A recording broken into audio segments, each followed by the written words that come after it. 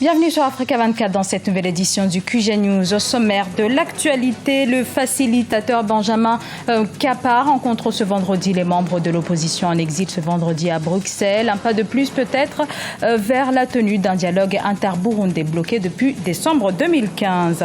Et le gouvernement ivoirien réfléchit sur les problématiques liées au développement du secteur de l'artisanat. Les autorités entendent initier de nouvelles dispositions pour promouvoir et protéger cette industrie. Et je promets de faire du Sénégal une grande équipe, a déclaré Porfirio Fisac, coach des Lions. Le nouveau sélectionneur de l'équipe de basketball sénégalaise entraîne activement son équipe pour le tournoi de qualification olympique qui se dérouleront aux Philippines à partir du 4 juillet. Mais avant de développer ces titres, cette annonce des autorités ougandaises qui annoncent avoir arrêté au moins 30 personnes soupçonnées de complot dans la perspective d'un renversement du gouvernement. Un député de l'opposition figure dans la liste des personnes actuellement en état d'arrestation. Et le médiateur des négociations inter-burundaises, Benjamin Nkapa, rencontre ce vendredi dans la capitale belge le CNRD, une coalition d'opposants en exil. Cette rencontre revêt un enjeu de taille à l'heure où le pouvoir burundais refuse catégoriquement de s'asseoir à la même table de négociation que le CNRD. Diarandiaï avec les commentaires d'Olivia Yéré-Debré. Un pas supplémentaire dans le dialogue inter-burundais. À partir de ce 10 juin, Benjamin Nkapa, l'ancien président tanzanien à la tête de la facilitation, rencontre à Bruxelles les membres de l'opposition burundaise exilés en Europe. L'enjeu est de taille car c'est avec la CNRD qu'il s'entretient à présent, la plateforme de l'opposition qui ne reconnaît pas la légitimité du président Pierre Nkurunziza. Le pouvoir de Bujumbura refuse, lui, toute discussion catégorique avec elle. Le médiateur avait promis de continuer les consultations. Après les dernières consultations qui se sont déroulées à Arusha, il allait continuer encore pendant 2 semaines à écouter ceux qui n'ont pas pu venir à Arusha. Et puis après, la 3e semaine du mois de juin, il avait promis alors de reprendre donc le dialogue. Et pour trouver effectivement des solutions au problème, à la crise burundaise qui oppose un gouvernement fantoche au pouvoir et son opposition, il doit d'abord, et son peuple d'ailleurs, il doit d'abord écouter la racine et les causes du problème pour diagnostiquer le problème et trouver des solutions donc durables dans l'avenir. Les revendications sont nombreuses.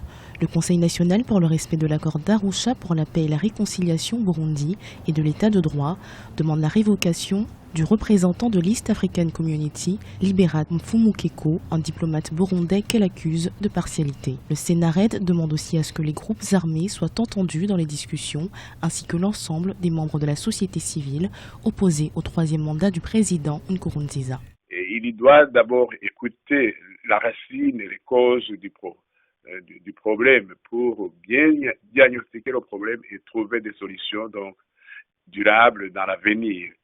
Et la prochaine étape, je pense que, comme il a promis, le facilitateur va convoquer et inviter donc les différents protagonistes à Arusha. Jusqu'à maintenant, il n'y a pas encore eu de confrontation directe entre l'opposition et le pouvoir.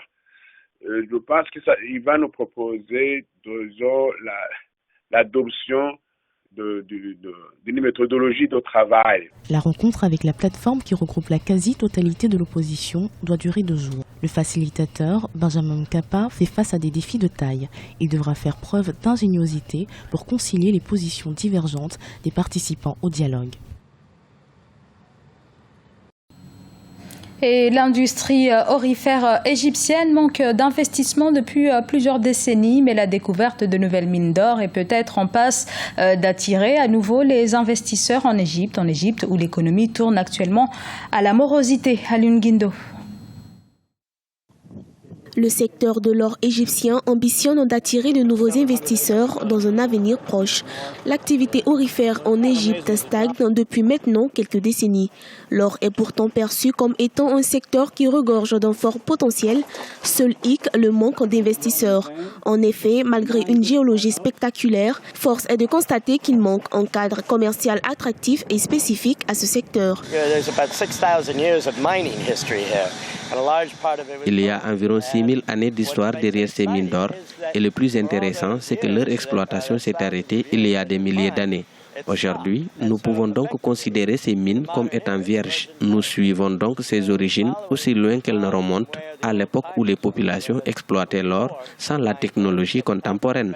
C'est ce qui nous offre un tracé des opportunités disponibles. Il s'agit d'un millier d'endroits rien que dans le désert de l'Est. En 2015, le gouvernement égyptien avait déclaré vouloir faire contribuer le secteur minier à 5% du produit intérieur brut d'ici à 10 ans. Durant le mois de juin 2016, il lancera son premier appel d'offres depuis 2009 auprès de sociétés d'exploitation d'or. Je trouve que le gouvernement nous aide beaucoup.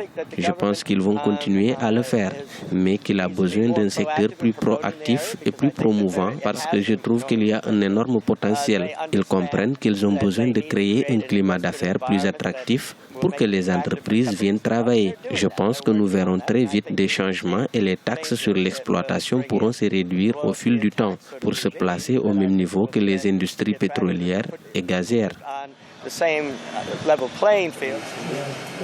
Si les ambitions de l'État égyptien se réalisent, l'industrie aurifère du pays pourra créer plus d'emplois et attirer des devises étrangères. Le pays des pyramides cherche ainsi à réduire le coût des taxes à l'exploitation sur ses terres en vue de relever son économie.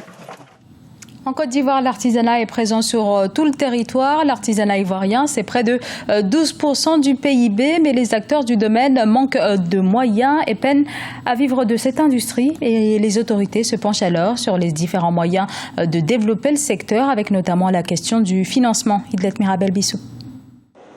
Le secteur de l'artisanat en Côte d'Ivoire est le deuxième pourvoyeur d'emplois derrière l'agriculture, avec 40% de la population active pour 12% du produit intérieur brut. Ce sont un peu plus de 3 millions d'hommes et de femmes artisans qui représentent 245 corps de métier.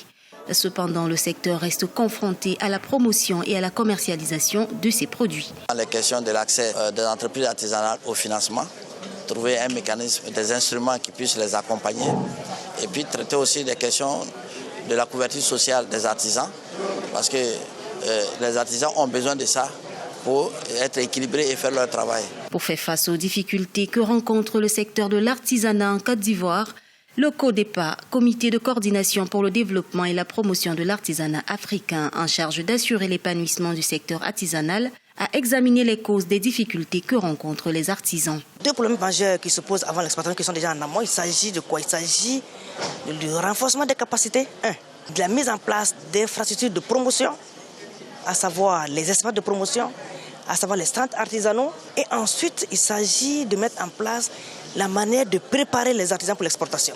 L'artisanat est un secteur économique en pleine croissance en Côte d'Ivoire. La commercialisation et l'exportation des produits et services contribuent fortement à donner de la valeur ajoutée aux produits locaux.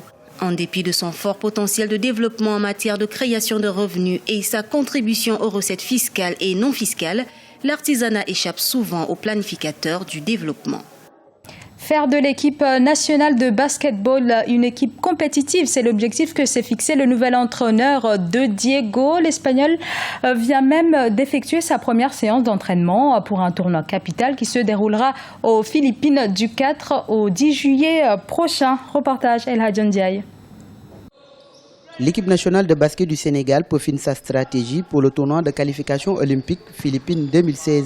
Les compétitions sont prévues du 4 au 10 juillet 2016 et seront également qualificatives pour les Jeux olympiques de Rio 2016. Deux événements sportifs qui coïncident avec l'arrivée du nouvel entraîneur des Lions, l'Espagnol Porfirio Fisac de Diego.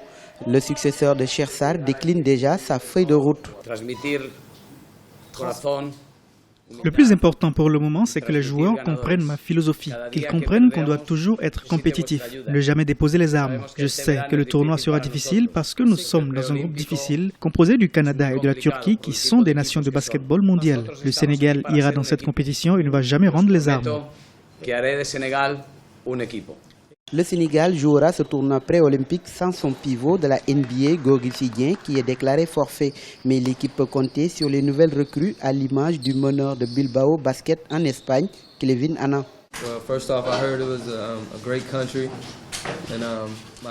J'étais content quand on m'a contacté et j'ai entendu parler du Sénégal, un grand pays du sport. Je suis là aujourd'hui pour mettre mon expérience au service de l'équipe.